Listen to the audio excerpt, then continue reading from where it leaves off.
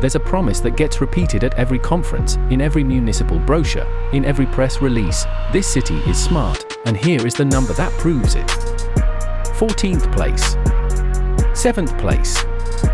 3rd in the world. And the question almost nobody asks out loud is the most elementary one of all: smart for whom? The great smart city rankings present themselves as neutral thermometers of a measurable reality. They are not. They are instruments of government dressed up as statistics. You only have to lift the hood on the methodology to see the ideological machinery running at full throttle. Let's start with the most uncomfortable part. Indicators do not describe the city, they define it. When a ranking decides that urban intelligence is measured by sensor density, by bandwidth, by digitized paperwork, by connected parking spaces, it is decreeing what a city ought to pursue. And everything left off the spreadsheet simply ceases to exist for public policy. Informality is not measured. The care work that sustains the daily metabolism of any metropolis is not measured. The silent displacement of the neighbors who can no longer afford the very neighborhood they made livable is not measured. Power is not measured. Rob Kitchin warned us with a clarity we still haven't digested: urban data is never raw, it always comes cooked, and somebody chose the recipe. The second problem is textbook. Most of these indices are built on the availability of data, not on its relevance. They measure whatever exists in a downloadable format, in an open portal, behind an automated access interface. The result is a brilliant tautology. The most digitized cities score highest on digitization, and cities of the global south land systematically at the bottom of the list, not because they work worse, but because they don't produce their data in the format the ranking knows how to read. It is a geography of statistical privilege dressed up as technological merit. The third problem is waiting.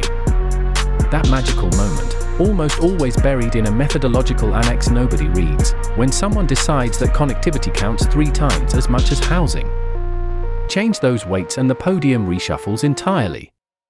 A ranking is not a finding. It is an opinion with decimal points. And when that opinion becomes the target, we get what we have known for a long time: the measure stops being a good measure.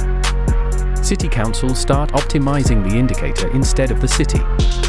Smart streetlights go up on the main avenue while the periphery still has no night transport, because the streetlight scores points and the bus does not. And now we reach the heart of the matter. These indices don't come from nowhere. Ola Soderstrom and his colleagues showed how the smart city functions as corporate storytelling, a narrative built by technology vendors who first manufacture the metric and then sell the solution that metric demands. The ranking is the catalog. The consultancy that publishes it and the company that installs the sensors share the same ecosystem, the same sponsorship, the same vocabulary.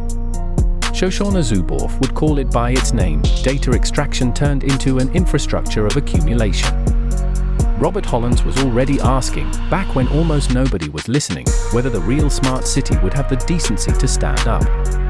And Paolo Cardullo, together with Kitchin himself, showed that on the participation ladder of these models the citizen is almost never a citizen.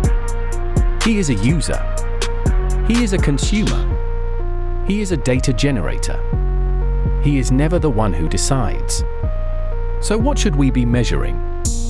Perhaps the real time it takes a person without a car to reach a public hospital. Perhaps how many households were evicted in the last year. Perhaps what share of the municipal technology budget is locked into proprietary licenses the council can neither audit nor abandon. Perhaps who owns the data the city produces every second. None of those questions fit on a podium.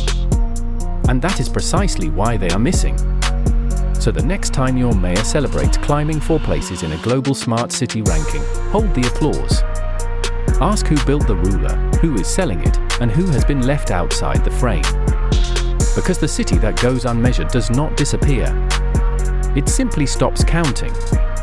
And that, and nothing else, is the most political decision ever made inside a spreadsheet.